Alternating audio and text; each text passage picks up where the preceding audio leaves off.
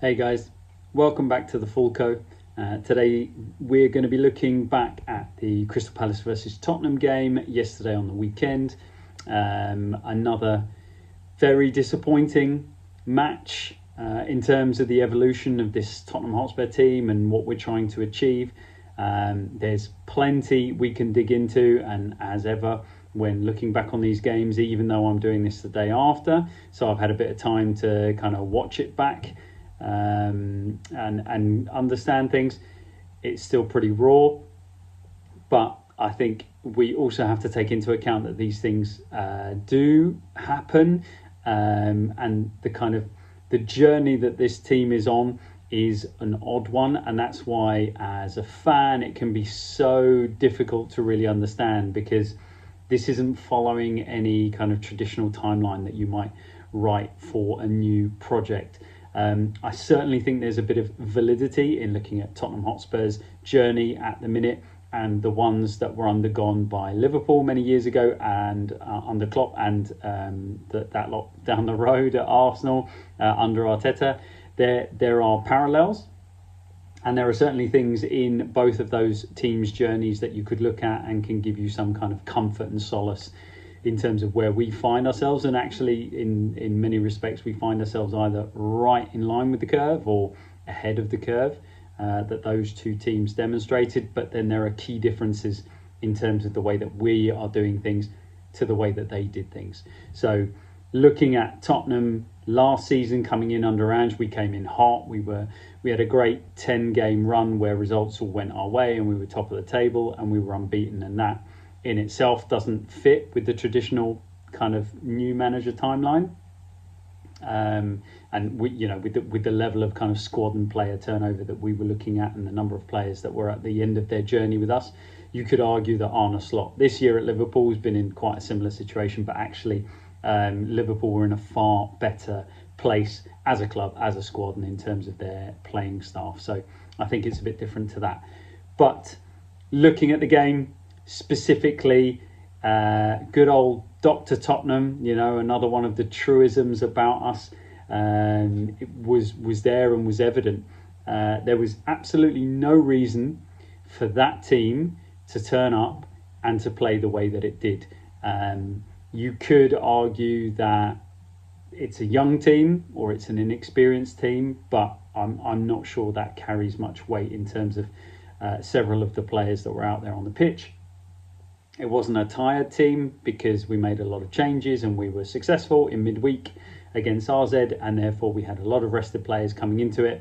And if we're going to start, arguing the toss about players not having rhythm because they didn't play in the last game and they've had a week off, I absolutely don't buy that. That's not going to be acceptable. You need to be raring, and this is about your mentality and your psychology as a player. You need to be absolutely chomping at the bit to get out there. If you didn't play on Thursday and you sat for 90 minutes and you're rested, then physically you're rested and you're coming in, and mentally you were rested as well. You really need to hit the ground running. And when you see that game going the way that it was going in the first 30-35 minutes, you need to step forward. And this is a criticism that has gone across the season, even when it's been going well, is it's not evident to me where that leadership and where that character and bravery and personality is coming from. So these are all things that I've identified in either games that haven't gone our way or in patches of games even where we have come out with a result. So it's not clear to me who in that group of players is either grabbing games by the scruff of the neck or taking a leadership role with other players on the football pitch with them. And evidently against Crystal Palace, we let them do to us what they wanted to do, and we didn't impose ourselves on them. And in a game where Palace are going to come out, they're going to high press, loads of energy. They've got some very athletic players, some very strong players, some very quick players. What we needed to do is show a bit of quality. And I understand, obviously, talking about, you earn the right to play and all of these kind of things. They can be very boring. But for me, in the early part of the game, what we needed to do is we needed to show quality in playing out, and we didn't do that. Again, we don't move the ball quick enough because we're not brave enough. There are not enough players rotating into positions to receive the ball, and then we're either hesitating with the pass out of the back very often, or when we do it, we do it with a lack of quality, and it allows the opposition to make it really difficult for us or steal possession. And then with every time the opposition at home gets a bit of success with what they're trying to do with the high press, we go into our shells and we go backwards and backwards and backwards, and eventually we get punished for it. That's exactly the way the game went. I felt we didn't play out with quality. I felt that across our defensive line we had an awful day, a really, really awful day. I think Udogie probably could be given a 5 out of 10 for the game. Vicario for his saves could be given a 5 out of 10. But, you know, the rest of it in terms of in possession of the football, passing and playing out, and quality of distribution, all of our backline was poor. And then defensively, we had a really, really bad game as well. So looking across that defensive unit, we can fast forward all the way to Palace's goal. We'd had 2 or 3 warnings before Palace eventually scored in terms of where they were picking the ball up and breaking on us. And they, you know, sometimes they were picking the ball up as we were trying to come out of midfield and trying to play, and we weren't doing that very well, or we were just kind of standing still in a defensive spot, and eventually the tension got to us and we're playing a poor ball forward. But most of the time Palace didn't threaten. What they did is they won it back, it got the crowd up, it gave them a bit of motivation to keep pressing and keep doing what they were doing, but their quality wasn't there. They, balls were too long, they were going out of play, they were going out for throws, or eventually we were managing to get in and get possession of the ball back. But the issue with the goal is all across it, from taking the goal kick quickly, moving it across the back line, back across, switching it in the midfield rotations. If you see people do come, they do drop in, but without a great deal of conviction in terms of actually wanting to take that ball and take control of a situation where I'm going to get it and I'm going to try and play through this press and get out. And if we're not willing to clip the ball over the press from either our goalkeeper or our 2 centre-halves who are playing most of the ball, or our inverted fullbacks are not willing to come and get possession because they're providing an extra man in that deep midfield area, you've got no way out. There is no way out. And so, what else are you doing? What are the team working on the training ground? What is the answer to this? The answer to, us doing plan A very badly is obviously do plan A better. But I don't see in this team the strength of character to get in amongst it and do that at that time. And so we're knocking the ball about to no great effect.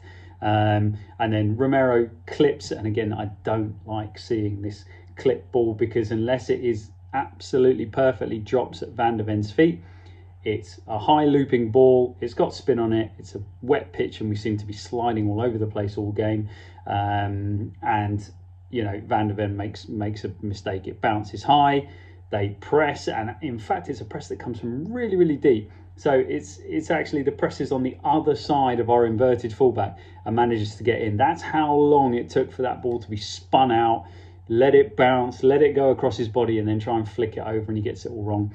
Van der Ven gets it all wrong, and they manage to get possession, cross the ball in. Eza, don't listen to what anyone's telling you. He's trying to turn that. It's a beautiful turn, but he's trying to turn it in for himself. He wants to take it past the 2 defenders, Romero and Porro, to get it onto his left. But it falls perfectly for Mateta, who hammers it in at the near post. Again, defensive instincts and positioning, not great. Romero gets sucked in under the ball, which then leaves Porro kind of between Eza and Mateta. I'm not sure he would have gone for Mateta even if Romero doesn't get sucked under the ball. But every single part of that, it starts with us playing out poorly, it continues with a mistake, and it ends with some not brilliant defending. But Palace absolutely deserved what they got, and it didn't get much better from there. Across the whole game, we had a couple of chances. There were some bits and pieces. I thought that Maddison had a good game, and for once, normally when Maddison comes off, I've got no problem with it because actually he is not providing the defensive element, and he's not quite providing it with those balls forward. Whereas I thought he was our best player, and that wasn't hard, but he was our best player on the day. And I don't feel that the change was the correct one in terms of the triple sub when he came off, because effectively when we ended up with two up top, we had no ball coming, and we also had no player seemingly capable of playing over the press or no desire to do so. Whereas Maddison is the player you'd argue could be in there and do that. So I felt he was hard done by, and yeah, he definitely didn't deserve to come off. And I don't think the changes worked for us at all. In terms of defensively, Van de Ven had a difficult game. He had a really difficult game. He didn't cover himself in glory. And again, it's one of those where players running in and at him and taking him on, his pace and his size seemed to work against him. He just didn't seem to be able to stay on his feet. But I don't think he was helped by those around him. I thought Porro had an absolutely awful game. I haven't seen anybody else talking about this, but he had a really, really poor game defensively. We know that his instincts aren't as a defender. He's an attacking player. But if he's going to play in defence, the staff have got to be working with him on what he does out of possession. And there's too many times where it's too easy to get a ball in, and teams have identified that's a way to get success against us. They're not going to be put under pressure to get balls in. It's too easy to get a ball in, and he doesn't move to the positions that you need to move to when there are moments of danger. He doesn't cover round as a fullback. He doesn't smell danger from players kind of in the middle of the penalty area. You know, he goes missing all the time. And again, there was another chance that Palace had in the second half where Porro completely falls asleep, has no idea what's going on behind him. He wanders up as the ball loops out. Palace bring it under control. They play a ball backwards, which they were quite good actually. They played forward for most of the game. They played the ball, and Porro just wanders forward. And Eza he's already standing goal side of him, or kind of in line with him, and Porro wanders past him. Technically, your fullback has to get up and above his centre halves, but not in that situation. There is no reason for him to get attracted to the ball. For me, this is really, really basic stuff. He wanders forward, and it is the easiest little clip pass in behind him. Eza kind of shanks his cross, but it works out for Palace, and it rolls across the box, and they get a shot on the turn. And it's a really good save from Vicario. But again, these kind of things, these weren't one-offs. They were symptomatic. That was the performance. It wasn't working for us going forward, and it certainly wasn't working for us defensively. And I think Palace could probably feel a bit hard done by. They didn't score a few more goals. I think we probably got quite lucky. On another day, Van de Ven gives away a penalty. On another day, Van de Ven gets a red card. So even with us maybe getting a bit of the rub of the green as well with some of these decisions, we still come out with a defeat. So we still didn't get over the line because we didn't deserve it. We didn't play. We didn't progress the ball. We looked devoid of ideas. Too many times we gave the ball away.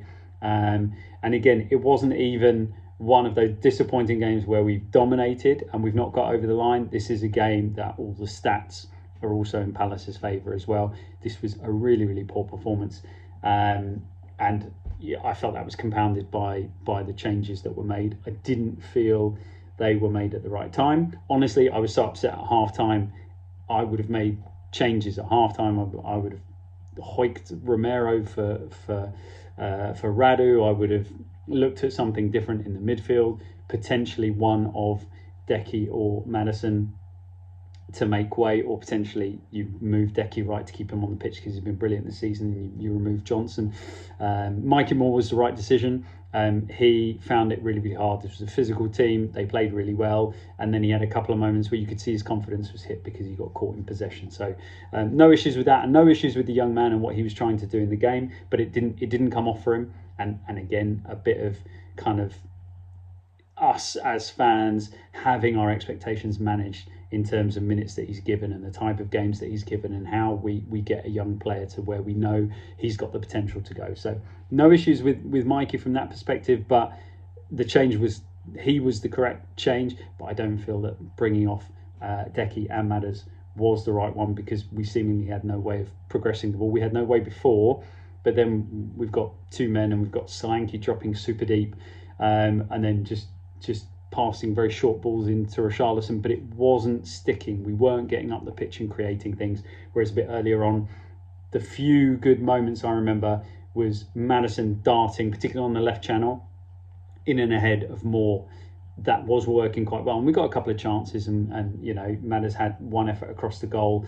We also managed in that left-hand pocket, managed to get ahead, where Decky had the ball across that hit Johnson, and it hit the post. So the few times that we had anything was happening in those areas, and it was happening with the players that were no longer on the pitch, and I felt we lost that. And also I didn't feel that Sarr coming on and supporting Biss neutralised the threat of them pressing us or them being able to play down the channels. It didn't. It looked slightly better in midfield, but when I see Will Hughes coming on, and I think to myself, okay, we've been given a little bit of a lifeline, because Hughes will get about it and he'll be very active, but I don't think he's the best player in the Premier League.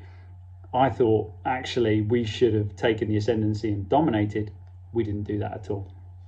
We didn't take advantage of that, and if anything, Hughes came on and was really good. He did all the things you'd want from a tenacious player, and he made it really hard for us. And we seemingly didn't have the character or the personality to answer those questions yesterday. And yeah, the result was what it was. Really disappointed with Vicario's footwork again, and his playing out again. When it's super high pressure, it gets to him, and it affects his playing with his feet. He flapped at one as well, one ball across that he kind of flapped at in the second half. I just think that across those players that you would have wanted to do better, there wasn't the quality. There wasn't the quality, and there wasn't the desire. I don't see anybody digging anyone else out or geeing them up or doing any of that kind of stuff. And yes, we were missing Son, clearly an important player, clearly would have been important for us to try and maybe do something on a transition, but it's not enough to say that we were missing Son and the 11 that were out there couldn't raise their performance. So it's a disappointing performance. The result was thoroughly deserved. We got exactly what we deserved, which was nothing. Palace got exactly what they deserved, which is 3 points. But as ever with these things, what you want to see is a performance. I would much rather see a performance and a defeat than no performance and a defeat, because it's that rung up. And at least if I'm seeing a performance, I can justify it to myself that the things we're trying to do, when they work, are going to lead us somewhere. Whereas what I saw yesterday was an absolute lack of ideas, bravery and execution. And in the Premier League, if you can say that about performance, you're going to get nothing, and you're going to get plenty of nothing as well. And then better teams, it's a catch-22 where the better teams will press you with quite the intensity. Palace will, but a team that is willing to do that and is in a better vein of form than Palace would have scored plenty against us yesterday. So that's something we need to be aware of. It's really, really disappointing to be on this kind of jagged up down. RZ is very different, because it's almost a different team that played in a very different level of opposition. But if you come off the Brighton game, brilliant first half, completely fallen asleep, and then shown no character in the second half, and then effectively it carries on and it goes into this Palace game where we've not shown any character, we've not shown any quality, we've not even had that good first half performance, and yeah, we've suffered a defeat. So not a great deal to be said about this. I don't know what the coaching staff are going to do with regards to team selection. Certainly it's not going to be a happy place around the training ground this week, but we've only got a couple of days to prepare for the Man City Carabao Cup game, and I think the fans will be pretty upset if we don't go strong.